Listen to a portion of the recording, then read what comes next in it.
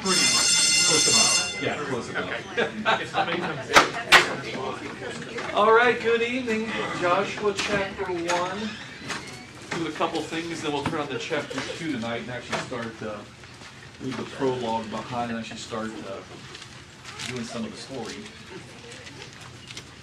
Let's start with a word of prayer. Can someone lead us in that tonight? Do that. Going once, going twice. Am I being volunteered? Oh, Scott. I'm sorry, well, didn't I be next week? Dear Heavenly Father, we thank you for this time we have to come together and study your word and learn what you would have us to know. We pray that you be with the teacher and us as students, that we may gain everything we can from your word and the examples we can. Please be with many of our number who are ill and need your help and hands administered to them. Please bring them back to us and keep them safe. Be with those on the road. And be with our families and loved ones. We thank you above all things for your son Jesus. In his name we pray. All right, so again, the first couple of weeks we've kind of been both setting up the book of Joshua within the larger canon of the Bible, and then last week talking a little bit more about kind of some connections, especially between Deuteronomy and Joshua, especially Joshua chapter 1. A lot of God's language echoes, if not phrases, certainly concepts that God had given to Moses and Joshua, and of course Joshua's being raised up as Joshua's successor. We also looked a little bit last week at just kind of Joshua in the Pentateuch, right? The first 5 books there with Moses. And he's been with Moses since basically the Red Sea, right? I mean, he was, started as the intern and worked his way up. But we first meet him there, like literally right after the sea when Moses needs his hands held up as they are fighting the Amalekites. And he's been there all the way through. He's one of the faithful spies. He was with Moses on the mountain. Really kind of groomed from the beginning, almost it seems, providentially for the role before God officially acknowledged him as Moses' successor later in the book of Numbers, as after it was clear that Moses would not enter the land. So just a couple more things to notice from chapter 1, that prologue. First of all, do look at the charge that God that God gives to Joshua there. I mean, it starts with kind of some imperatives in verse 2, arise and go over. That's the basic mission. That's what's going to kick in chapter 2. But the internal preparation for Joshua to carry out these 2 action verbs, especially there in verses 6 through 9, 3 times or so, God says to Joshua, be strong and courageous. And again, that's language from the Pentateuch. We saw that last week as we were kind of spot checking around a few places. This language would be strong and courageous. And so 3 times God reiterates that to Joshua. We forget these are real people.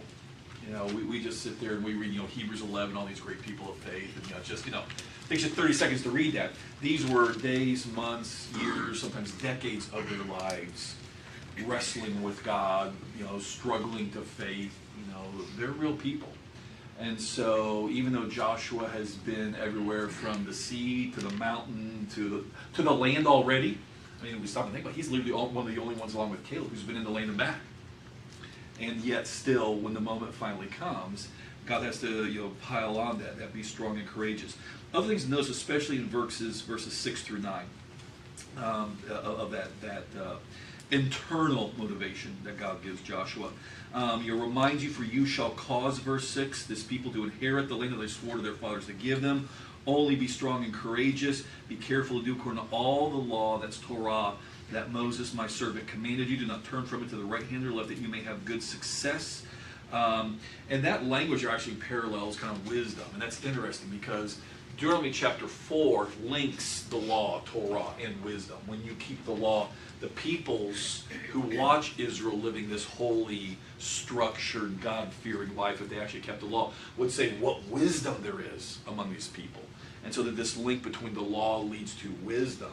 It's an interesting word that's used there, the classic translation, success, partially because in Hebrew, words communicate through analogies. It's a vocabulary-poor language, so there's a lot of analogy in there. And so the whole idea is when you tend to live wisely, you tend to also be successful, right? The great investor is the guy who knows how to read the signs of the times and invest. either buy or sell at the right time, short of insider trading.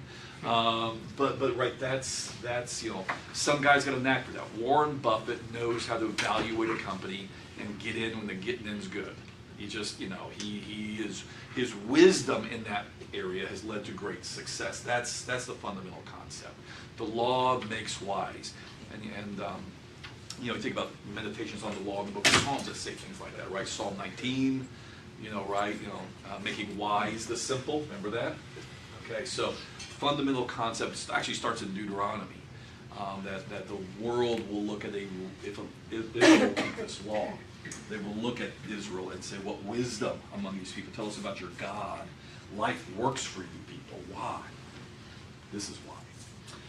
And so focus on the law. Verse 8, including that, again, it's interesting. God says he's going to do his part. I promised the land's going to happen. What's your part? Keep the law. So much so, verse 8, this book of the law shall not depart from your mouth, but in this law you shall meditate day and night. And that word meditate, we kind of hear that as kind of, maybe a little bit of kumbaya, or sitting there, right cross-legged, hands on knees. It's part of the what's going on here in Hebrew, it shall not depart from your mouth, but you will meditate on it. That word in Hebrew for meditation actually means to murmur. You ever get so deeply lost in thought about something that you start talking to yourself and you don't realize it, and somebody comes in the room, sometimes like, what'd you say? Or who you talking to? You ever been there? I do it more often than I care to admit. But I tend to be a little bit absent-minded and lost in my own head a lot.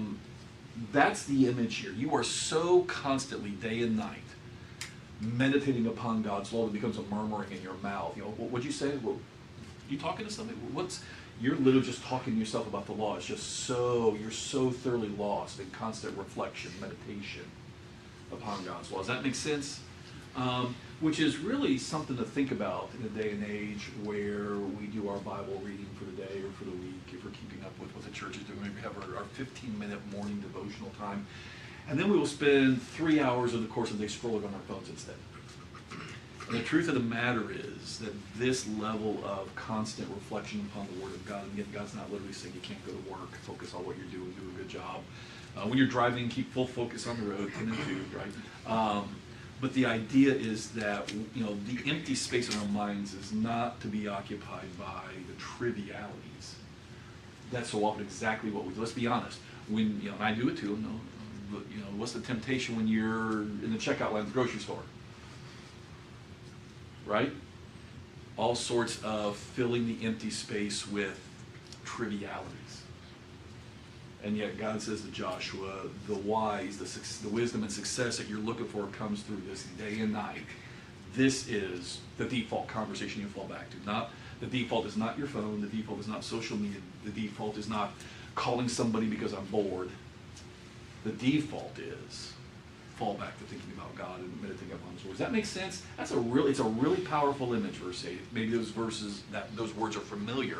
That was actually when I was growing up. I still remember to this day when I was a kid. That was actually one of the memory verses growing up. And that's why I'm determined to get it right now. I don't know. I've been trying to get this right for decades. This is the one. Finally get it. But it's a powerful thing. And then last thing to notice, verse 9, have I not commanded you? And again, that's interesting. This is not a pep talk. This is not a TED talk. This is not a motivational speaker helping you have your miracle Monday morning minute. This is actually a command. God's people are commanded to be strong and courageous. And you'll notice verse 9, this is really important because we don't think about it this way. If you're not strong and courageous, what are you? What does verse 9 say? If you're not strong and courageous, what are you? Afraid. You're afraid. The great opposite of faith is not faithlessness as we tend to think of it. The great opposite of faith is fear. Fear is its own form of faithlessness. What's the most common command in the Bible? Old and New Testaments? Don't be afraid. Because that's the real asset of faith. Not some sort of intellectual evolution is going to convince me. I think sometimes the reason people buy into that is because it's actually more fearful, in a sense, to face the living God. Contemplate the enormity of until you're actually ready to die, there's a little bit of a soft comfort in there being no moral meaning to life, so I don't have to worry about my porn habit, my drinking habit, my whatever else is going on, right? Until the moment of death comes and all I have is the abyss.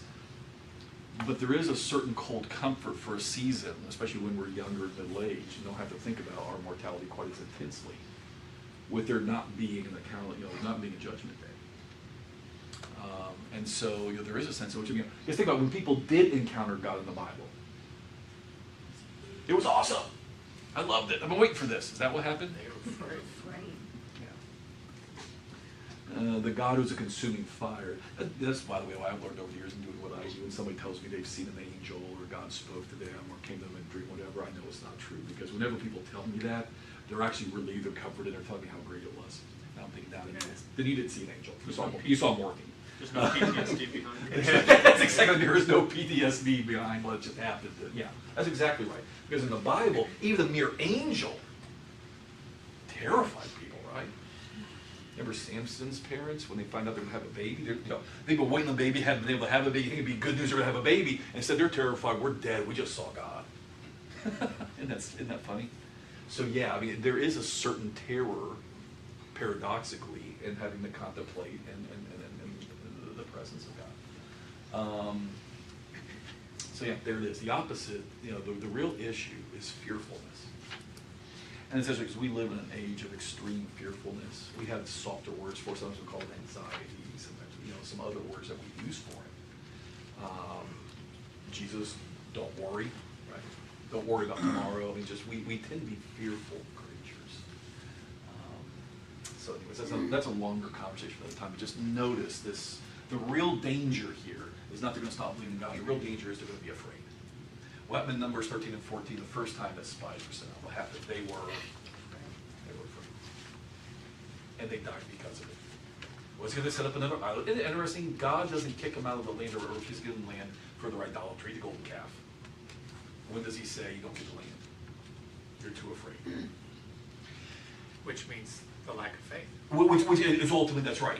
And that's why it's interesting in Revelation 21 and verse 8, the list of those who are in the lake of fire. The first in the list is not the homosexuals, it's not the adulterers, it's not the murderers, all kind of our hierarchy of sins that we keep. It's the cowardly. This is part of what Revelation is all about, right? The Christians, so you chicken out on your commitment to faith because of the world's pushback and persecution. The cowardly are first in line. That's another word for the fearful. All right, enough of that to turn into a little bit more of a rant, sorry. Don't be frightened, don't be dismayed, for the Lord your God is with you wherever you go. That's the ultimate article of faith right there that you hold on to. And by the way, it doesn't mean that we don't ever feel afraid. But what the Bible always reminds us is you are not your emotions. The world tells you you are your emotions. That's how you're true to yourself. The Bible says your will and your intellect can absolutely beat your emotions into submission. So you may feel afraid. We all do at times. What's the response in those fearful moments? That's the real me? No. It's, what do we remind ourselves? The Lord is with you wherever you go, even when it doesn't look like it. That's the dance we do in our heads and our hearts. Okay. Anyone on that real quick before we do one last thing in chapter 1 and then move on? Well, people who are facing, like the guys in the army, the heroes will tell you it wasn't my lack Right. Yeah. of fear, Yeah. but my knowing that I am doing this, that Yeah. I have cause, that I have camaraderie. Yeah. I Well, have God. well, and part of this is do a class on fear, what fear really is. Sometime maybe that'd be an interesting quarter. Those guys, I didn't know whether I was going to live or die. Sometimes they'll say, because that's not the issue. And that's part of what makes us fearful is too much of a focus on self. They ultimately, it's not because they, again, they still have a self. They know they could die, and there is a moment of, perhaps hesitation or fearfulness. But once they push to the side and get into the moment, whether it's a military guy, a first responder, whoever, whenever they're in that moment, like they're literally living for others. Whether it's pulling their wounded brother out of the crossfire in a battle, whether it's the firefighter running into the burning building, whether it's the police officer shooting back at an active shooting, whatever. They ultimately push their sense of self out and they're living for others. And that's what the Bible always comes back to, actually. That's that whole death to self. The world tells us to find ourselves. The Bible says actually you're going to be a whole lot happier and healthier if you'll die to yourself. That'd be another class for the board. All right, last bit. I'll take note of that. Oh, I'm sorry. Go ahead, Scott. No, I'll take note. Yeah, wrong deacons in the room right now. Yikes. That's it. We never did finish that conversation about next year anyways, did we? Okay. Yeah, so for sake of time, I really want to get into chapter 2 now. We're already halfway through tonight. One of the things that happens in chapter 1 really is a prologue, besides this really significant kind of giving Joshua how this all really works and what the real issues are. Is you have in various points throughout the chapter really what are kind of the basic themes of the book as a whole brought up in some way, shape, or form when you stop thinking about the things that the book is going to cover. And, the book is going to be all about, we'll call it holy war, because Deuteronomy, and we'll look at Deuteronomy in some applicable points as we go back and we look at the stories of some of their battles and how they took the land and how Deuteronomy was either obeyed or disobeyed. But the point is, this whole issue of how they conduct battle, this holy war, holy in the sense of, not in the crusade sense, holy in the sense of God had given them actually a blueprint in Deuteronomy for how you do this. How you fight battles, how you conquer, what you do with peoples. Deuteronomy, the law, had spoken to this. And so that's part of why these stories, it's not about whether God can do it, it's about whether the people will do what they're supposed to do as they handle their end of the business. The theme of the land, it's already mentioned there in verses 3 and 4, again in verse 15, the issue of the land, that finally the promises to Abraham and the patriarchs are being kept. They are getting the land. One of the other interesting things, and this is, we're going to take time in class to go look at verses 12 through 16, but the issue of the unity of the people. The issue of the unity of the people, that Israel needs to be unified in one. That's already been an issue because in the book of Numbers, remember, right, 2.5 tribes want to stay on the other side. This is good enough. And there's a moment of tension in which Moses is afraid that this is a repeat of Kadesh Barnea. But this is also going to be an issue. And this is why there will be some of the rituals, the stacking of stones, when they come across the Jordan that we read about if you're doing the weekly reading right now, the Mount Ebal and Gerizim. There's going to be active rituals of national unity through the book. But ultimately, is this, when we talk about Joshua's place in the canon, especially when you talk about how Deuteronomy, the Deuteronomistic history, Joshua, Judges, Samuel, Kings, is the unity of the people in the land going to actually become an issue as the history continues to unfold? And the correct answer is. And the irony is, just like you see the pattern in the conquest, especially ironically where we're at right now, even this very week in chapter 11, if you're reading this week, the pattern of a southern section of the land versus a northern section, is that actually going to become an issue as time goes on? A north-south split? Yeah, it is. And so again, Joshua, and we talked about this last week a little bit, the 4 books in this historical sequence in the Hebrew canon, reflecting the values of Deuteronomy, the faithfulness of God, the disobedience of the people that lead to exile.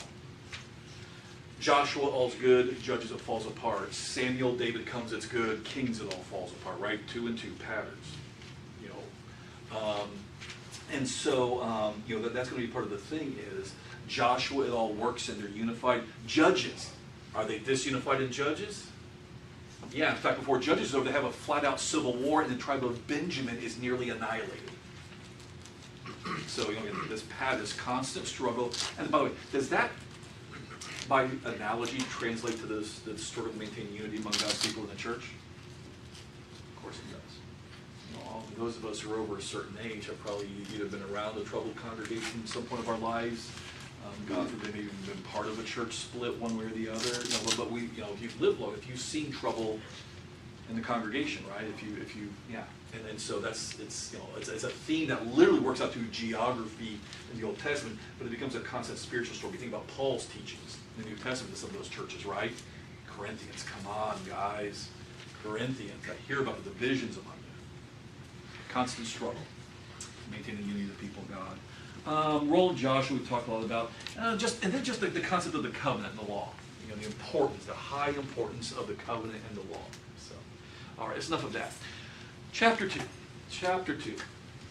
We meet Rahab. But thinking through the book holistically, here's the important thing about this part of the story. We meet Rahab, and we can talk about Rahab a little bit, but it's a repeat. Patterns. There's going to be a lot of patterns between the first generation and the second generation. And what's the pattern here? You have another spying out of the land before they go in. So step one. You know, we're so used to thinking about Rahab and Jericho, yes, but the actual fall of Jericho is literally on the other side of the river. That's several chapters away. This, we meet Rahab in the context of spies sent out. Does that ring a bell? Is that a dangerous time? We don't think about it that way because we don't realize, if you're reading this honestly, that should scare you a little bit, right? Now, what's interesting is, the kind of patterns that we see to begin to emerge out of Joshua chapter 2 about this kind of thing. How many spies are sent? 2. How many faithful spies were there last time? 2. Who sends them out? One of those faithful spies. Isn't that interesting? Joshua's learned 2 is more. But 2 faithful spies, one of those surviving spies sends 2 out. This happens before they cross in the land. And what's interesting is when you get to the end of the chapter, and they do make it back to Joshua. And in fact, stop it. You can look at verse 24. But before we look at it and read it, was it dangerous for them in the land? Did they still encounter dangers in the land? Did the spies encounter dangers in the land? Yes. Yes. Were they having to be hid? Yes. Yes. So is it still kind of like Numbers 13 when the spies go out to sea and realize there are giants here and they have powerful cities and we should be intimidated by this? Is it still, in other words, the same kind of, if you want to be afraid and you want to see the danger, you can see it? If you ever get to go to Israel, Jericho's barely across the Jordan. You can see it from the far side of the Jordan. And so it's like literally, so much for spying out the land, we can't even get past Jericho without, this got really dangerous really quick. We're having to hide in piles of flax to avoid being caught. And yet, verse 24, this time, these 2 spies, like the previous 2 faithful spies, come back and what do they say to Joshua in verse 24? What do they say? Truly the Lord has delivered all the land into our hands. Yeah, a very different outcome this time. Despite the danger, the risk, they literally have to run, right? I don't know if you caught that part of the story if you read chapter 2. Literally, what they have to do. Jericho's right here, Israel's over here. So they go across. My maps, I know some of you want to laugh right now. Jericho's here. What Rahab has to do, if you read the story, right, when Rahab says they've left, they don't know where they are, and so the king's men who are looking for them, they go back to the fords of the river thinking they were trying to escape. Rahab has, and you can literally see hills from Jericho. I mean, literally about a mile, I'm bad at guesstimating distances. 1 or 2 miles you've seen it. Yeah. Yeah, is that fair? A couple miles. Yeah, not far. Giant hills, full of caves. Rahab tells them, run over there. And for 3 days, that's an interesting number. 3 is always an interesting number in the Bible. For 3 days they hide out, and then they go back. They have risked their necks to do this. And yet, what do they say in verse 24 without hesitation? Truly, the Lord. Now, I know God's with us, but boy, that was close. They come back and say, no doubt, we got this. God's got this, more importantly. God's got this. Very different and very powerful story. You got to read chapter 2 in light of the book of Numbers and the parallels there, all right? Because that's often and easily forgotten. All right. I feel like, Jeff, if that had been me, I'd come back. Let me tell you about the adventure I just went through. Exactly. Yeah.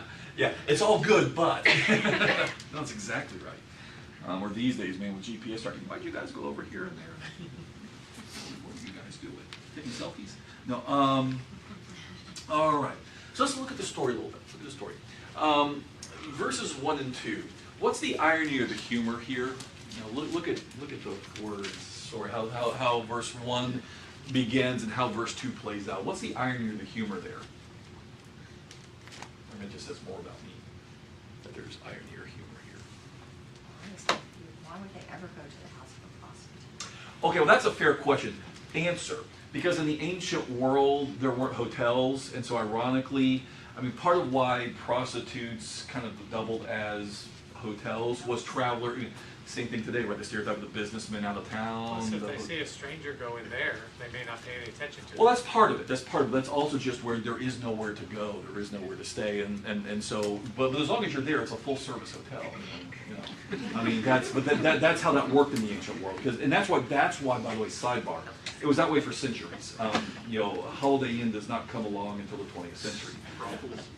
Well, yeah, and so that's why in the early church, showing hospitality was so important. When we think about hospitality, I have people over for game night, and that's fine. I'm not knocking it. But in the Bible, hospitality was, and you go back and read like 2 John about this.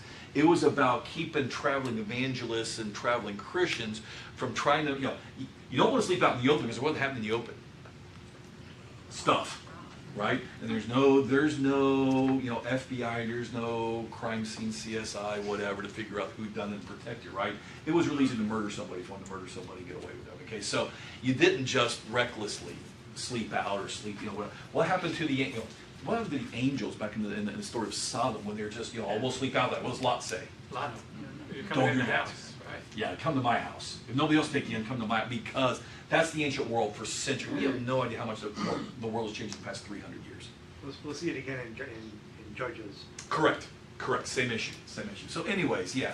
So it is a great cover, but it's also just what you do when you're out of town. You don't know where. Even if you're not looking for that, that's just where you stay. But that's again why the apostles were telling the Christians, man, look out for each other. Somebody's traveling through, don't make them find a place to sleep. You got a house, share it. So that was the original concept of the love of the stranger, which is what xenophilia, hospitality actually means. That's the whole point. You don't know these guys, but they need a place to stay better than all their other options. Help them out. Yeah. I think what you might find funny is my guess is I don't think they come across as really good spies up front. Correct, yeah. Because what's the adverb in verse 1? Joshua sends them secretly, and yet by verse 2, King of Jericho knows. yeah. So there's a little bit of a, to your point, they're not very good at this thing. But think about it from another angle. Certainly there is a bit of irony there. Because again, remember, the Bible does not, the Bible is very economical on its words. Right? We talk about this all the time. So if something's there, why is it secretly versus the king immediately knows? Okay, so much for secretly. But in the Bible, what does that usually mean? That, we can certainly kind of chuckle and smile a little bit about that. But what does that also show? God's hand is in it. That's it. This should not work. This should not work. This should end badly for these two guys. And yet, it does not. Why? Right. And it goes back to, and we want to treat Rahab, Rahab's very familiar. She's a text makes no ambiguity about it. She is a prostitute, and a lady of ill repute. And so she's got stories, she's got a past, she's got baggage. And yet in God's providence, think about this. Rahab fits a little bit of the pattern that we'll see. We're more familiar from the New Testament side, right? But she fits a little bit of the pattern of the seeking Gentile who doesn't know well, but is open when the moment comes. What does God say to Peter about Cornelius, dirty, filthy Gentile Cornelius who eats pigs? What does God say to him when Peter says, I don't want to go to that guy? Oh, and he's a Roman centurion. That's also bad if you're a Jew.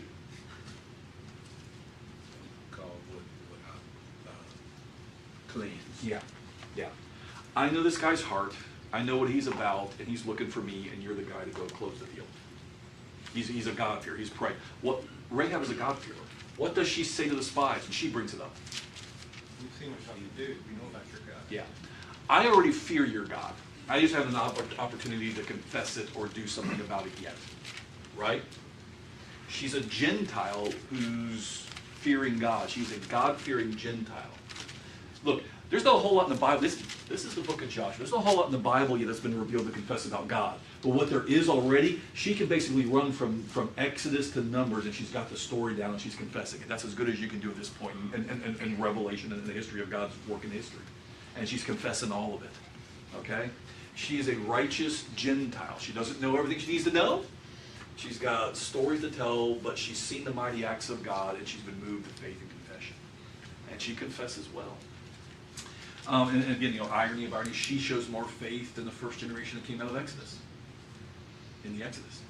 And so, yes, you've got a Rahab here, and that's why Matthew, she's in Jesus' genealogy. That's why in Hebrew she's held out as an exemplar of faith. That's why James holds her up in chapter 2, faith without works is dead. Not because she has a perfect understanding, but the whole point is she has a faith that leads to action in the right direction. We can throw rocks, she lies, she does some things she ought not to do, yes. But she has a faith that's moving in the right direction, consistent with what she knows at the time. And God says, I can work with that. And again, just like the providence of God getting Peter to Cornelius, or Philip to the eunuch, right, there is a pattern here of God getting his people to providentially the God-fearing person. And this is one of the early instances of that in the Bible. It's a powerful moment. She says all the right things, and she's the right kind of person. Death was at her door. The king came to her door. Oh yeah, well that's Her and life. and we know from ancient law, pagan law codes that we have for archaeology and whatnot, what she was doing would have gotten her killed if she'd been caught. Sure. She knew that. And the other thing you gotta understand too is she has a house on the wall. You sit there and think that sounds cool. That's where the poor people lived back then. This was not River Oaks in Jericho. You live there because here's what you understand. If you have a house in the wall, here's how that really works. That sounds really cool until you understand what it means to have a house in the wall. Space, especially in ancient cities, is much smaller. Ancient cities are measured in acres, not zip codes. And so space is at a premium, and so you use every bit of space. If you live in a wall, the idea is you got one side of the wall, the city wall, and another side of the wall. The hollow space in between, what they would do is they would use that for living space, but it means if y'all got invaded and the city needed to be refortified at the time of invasion, they filled your house with dirt to strengthen the wall. It was in place of first line eminent domain. You didn't want to live in a wall because when push came to shove, they filled your house with rubble to fortify the wall. In the meantime, living space, sure, why not? But your house is public property, and you live in a wall. It's not the place you want to live. And so, yeah, I mean, she's vulnerable on so many levels. Is her problem. And yet, especially, verses 9 through 14, this staggering articulation of faith such as she could have at that time. Right? But here's where it gets interesting. Just like we sometimes talk about Book of Acts, the pattern, you got Cornelius. And the pattern of Cornelius' conversion very much tracks with the original gospel going to the Jews. We sometimes call Acts chapter 10 the Gentile Pentecost, right? It's still Peter. He preaches the gospel. The Spirit comes down as a sign, not that people are already saved, but a sign that this is God's doing, this is the moment. And ironically, the Spirit comes down as much for Peter's benefits. The Spirit's come down upon them as upon us at the beginning. Let's baptize them. Absolutely. Okay? And so it's a repetition of Pentecost, but for the Gentiles. This is the Gentile Passover. Same kind of situation. What's about to happen? A body of water is about to part. People are about to come. Death is at hand. Egypt was under the curse of death. Jericho was under the curse of death. And only those who are spared are those who have some sort of God-ordained, God-acceptable symbol mark upon their dwelling. What are they told? What is when she has despised? I've shown you chesed. In Hebrew, that's we use that word all the time. When she says, I've dealt with you kindly, I've shown you chesed. I've shown you a level of loyalty above and beyond what we would otherwise have. I would like chesed from you and your God in return. And they say, absolutely, we'll make an oath to that end. You do this, just like with the Passover. If any Jewish person, because they're Jewish, if any Jewish person not put the blood on the doorpost, what will happen? They make very clear to her, read the second half of the chapter. We are guiltless if you don't do this. We are guiltless if you leave the protected house. We've all seen that scene in Charlton Heston's Ten Commandments. Coming up here in a couple weeks if you haven't, get ready to watch it. When the creepy green cloud, which was cutting edge special effects at the time, is going by. Remember that dramatic suspense when Joshua decides to run across the street as I love that moment. I remember as a kid, is he going to make it? I don't know, let's watch. We've had 70 years to figure this out. He made it, but I don't know if he's going to make it this year. I'm just going to read the book. I do prefer the book. I do recommend the book. That's exactly right. But it's but there is that sense of he's in danger because he's outside the house. They got that right. Just because you're Jewish doesn't give you get out of jail free card on this. He wasn't And under the book. say again? He wasn't under the book. Correct. And so hang the scarlet cord from your window. And again, very clear, whoever's going to be saved has to be in the house. And if they leave the house, Blood's not on our hands. Not our problem. We will show, we and our God will show you chesed, as you've shown us, and then really by showing us, showing God loyal, a level of loyalty. I fear your God more than I fear my king. And so it is a Gentile form of Passover. And they are protected as long as they follow the God-ordained symbol for their house. Yeah. Yes, ma'am. During that time, weren't there people who declined to have the blood put on their doorposts and we don't want it? I think that was more Cecil B. DeMille.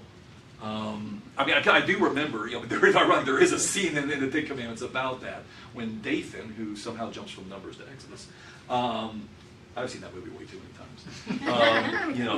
Joshua goes to, he's trying to save his love interest, but no, the Bible, I don't recall anybody refusing the blood in the Bible, which is the official version. I'm open to correction on that, but I know of no examples of that. The other thing that's interesting to think about is, and again, this is something that's used, and you can turn with me to Deuteronomy chapter 4, because this is a Deuteronomy moment. I've actually already alluded to this tonight, but let's just see it again with our own eyes. Deuteronomy chapter 4. But with the inclusion of Rahab as basically one of the people of God, not by birth, but by faith, and this Gentile recapitulation of the Passover, the death that's coming will pass over in her house. The Bible has always made clear that the election of the Jews was not to the ultimate exclusion of the Gentiles, not just in the church in the New Testament, but even back then. Exodus chapter 12, they left a mixed multitude from Egypt. There were those who had enough faith or enough fear or whatever to leave Egypt with ethnic Israel. It was always that way from the beginning. And again, Moses says in Deuteronomy chapter 4, and I'm going to start in verse 5. See, I have taught you statutes and rules as the Lord my God commanded me, that you should do them in the land that you are entering to take possession of it. Keep them and do them, for that will be your wisdom and your understanding in the sight of all the peoples, who, when they hear all these statutes, will say, surely this great nation is a wise and understanding people. For what great nation is there that has a God so near to it as Yahweh our God is to us whenever we call upon him? And what great nation is there that has statutes and rules so righteous as all this law that they set before you today? That was the whole point. They were the original city set on the hill. Right? And so Rahab's a perfect example of that. What is Rahab saying? I've seen the light, and I want in. It was always, their righteous keeping of the law was always meant to be a door for the Gentiles to come to know God. And so you think about passages like in Micah or Isaiah chapter 2, in the last days, the mountain of the house of the Lord will be established above all mountains. We rightly understand that as the church, right? When ironically, literally, on the mountain of God, which was the Temple Mount, Peter preaches that first sermon, and the whole point is in the description of the book of Acts, the nations were there that day.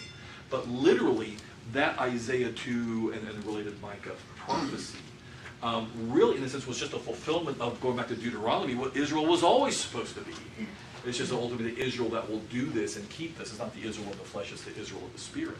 But this was always the idea that the people of God would be a light to the world for those who were looking for God. And so Joshua chapter 2 with Rahab is really just an early example of this fundamental reality, which means evangelism matters, it means righteous living matters, it means 1 Peter 3, always be ready to give an answer, matters. God has always been about, the best form of evangelism is not hire a better preacher. The best form of evangelism is the life that you live. The song that we used to sing a little bit more, the world's Bible, some of you all remember that song, Christ has no hands but our hands. But we are the world's Bible. Not just by what we say, but literally how we live. Our job is to make God look good. So, all right, somebody want in on that before the second bell catches us in about 60 seconds? Jeff, you were talking about cowardice earlier. Kevin Clark gave a great lesson on this, and it's on the website. So if you go to the website and search for coward, you'll find a great lesson on the topic. Coward, Kevin Clark. I know that's awkward, but okay. No, that's no, point taken. Yeah, thank you for that. Yeah, Kevin's great. Kevin's great. Anybody else? You made me think of 1 Peter 2:9. For you are chosen race, a royal priesthood, of holy nation, a people for God. God's own possession, so that you may proclaim the excellencies of him who calls you out of his darkness. Exactly. Bible's just 20 big ideas, just repeated over and over again in various forms. That's another example of this is always what God's wanted. He creates a people, and the point of his people is to proclaim his excellencies to the world through our living. Whether it's the Deuteronomy 4 version, the 1 Peter 2 version, or everything in between. That's exactly right. All right, say but Bill. Isn't it ironic that